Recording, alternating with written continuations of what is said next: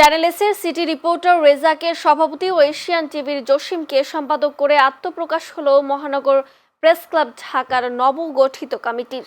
বুধবার রাতে রাজধানী মহাখালীতে এসকেএস টাওয়ারে একটি অভিজাত কনভেনশন হলে নবগঠিত কমিটির আত্মপ্রকাশ অনুষ্ঠান ও পরিচিতি সভার আয়োজন করা হয়। আর কে রেজার সভাপতিত্বে প্রধান অতিথি ছিলেন জাতীয়তাবাদী সামাজিক সাংস্কৃতিক সংস্থা এর আহ্বায়ক চিত্রনায়ক হেলাল খান। বিশেষ অতিথি ছিলেন ক্রীড়া সংগঠক ও চ্যানেল এসের পরিচালক আবু আল সিরাজি, ব্যবসায়ী সালাউদ্দিন পেয়ারি ও ঢাকা বিশ্ববিদ্যালয়ের সাবেক সিনেট সদস্য লিয়াকত আলী।